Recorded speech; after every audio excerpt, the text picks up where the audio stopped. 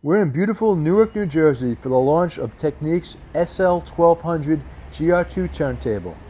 The event is right across the street from Newark's Pennsylvania Railroad Station. It was built in 1935 and rebuilt in 2007. It's a major transport hub for the East Coast of the U.S. and beyond. I'm Howard Neller, and welcome to the Listening Chair.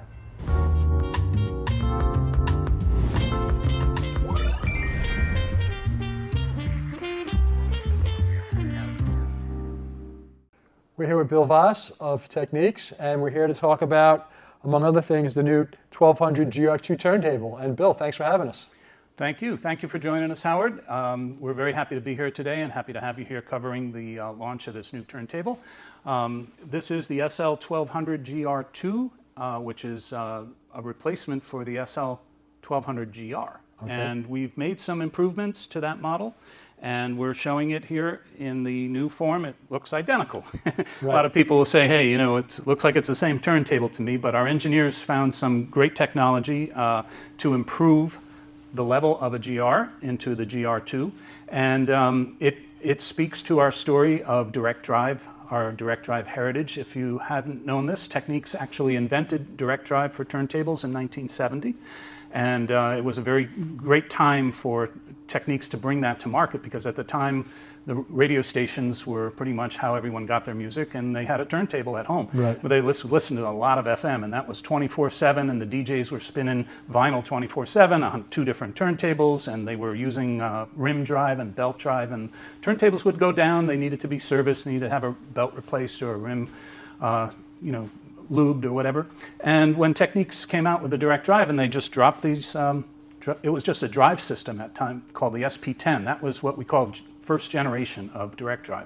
And the engineers and the DJs just embraced it. They loved that. And from then it became very, very popular.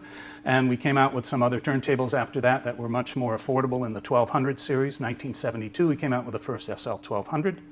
Which this is picking up where that left off eventually. The mechanical technology is in there, but to govern this new motor that we came out with, the coreless direct drive motor was a twin rotor drive system. Although we had excellent wow and flutter and excellent rumble or signal to noise ratio, the improvements we made removing micro vibration and keeping better speed accuracy, that was all digital design that came from the digital side of it. And we're taking that a step further with Gen 4.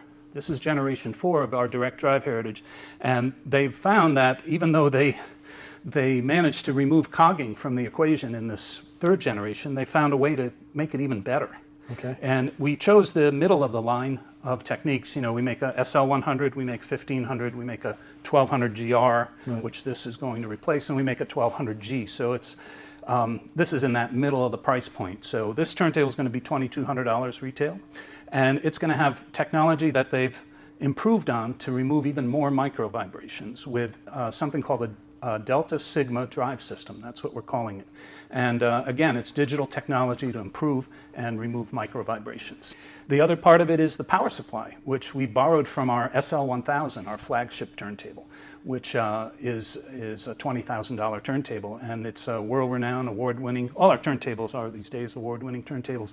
And that circuitry is a special power supply, switching power supply that eliminates any noise. Okay. And if you commented to me earlier when you heard the first demonstration I played for you that it was, you know, very nice, quiet background. We heard very little noise and background. It's just incredible. The noise at this price point, the absence of noise was really incredible. Thank you. Yeah. So that's what we're trying to do, is just tweak this model up so that it can show these improvements and have. At the price of $2,200, there's still room to add a very nice cartridge. Our demonstration today is using the Audiphile 2M Black, okay, standard, and in a Technics head shell. This is all a stock offering. We're using the factory cables, the factory core AC cord, and the factory head shell. No special wiring.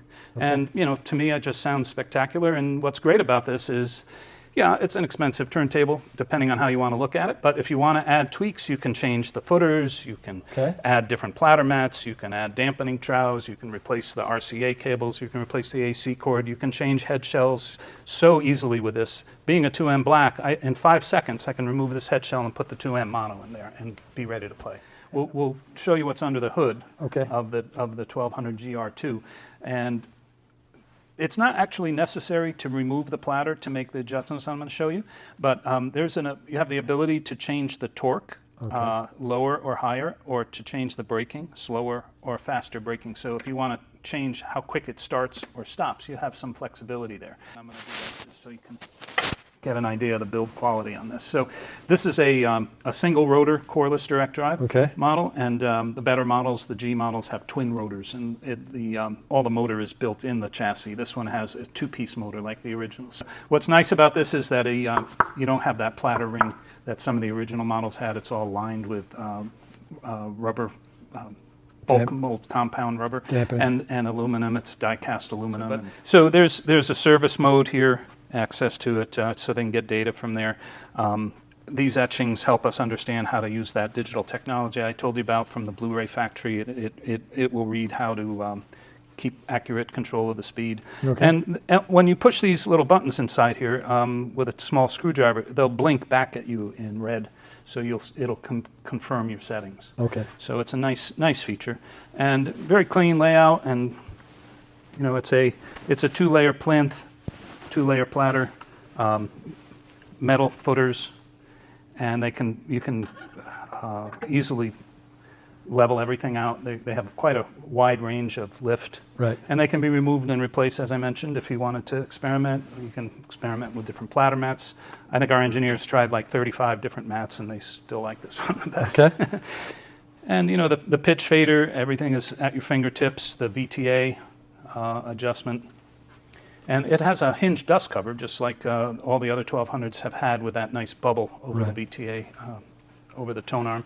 And very highly sensitive tone arms to match with this, just really great for tracking just about any kind of record. They handle warps easily, eccentricities easily, and very, very flexible on a wide range of cartridges. So this turntable is part of our Grand Class series. So the Grand Class series is our midline.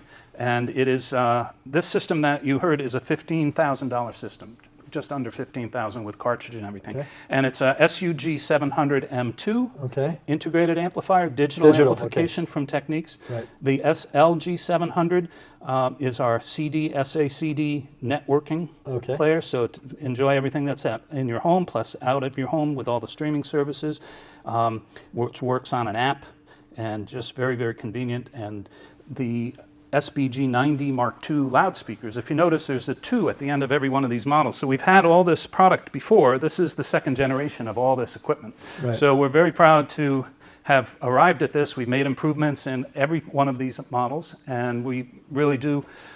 We get some awards from time to time at the shows that say, best system for the money at the show, compared, what kind of systems you get at a lot of these audio shows are extremely expensive. And, $15,000 for a system that gives you this kind of sound quality, I think is quite an achievement for what we're offering. These are coaxial loudspeakers, and they're full high-resolution loudspeakers. And there's so much technology to tell you about on the system. We're here to tell you about the turntable today. I could go on for hours about all the other stuff, but I would like to impress upon you and your audience that if they have a chance to check out all the individual components, really worth it to have a look at what Technics is up to these days. And Bill, what are you going to play for us? This is from 1980, so it's an all analog recording, and it's very organic to Technics in that our engineers were actually involved in the recording of it, and a lot of Technics equipment were used, like some loudspeakers for the mix down, and microphones also by Panasonic or Matsushita or National. And almost 50 years ago. Yeah,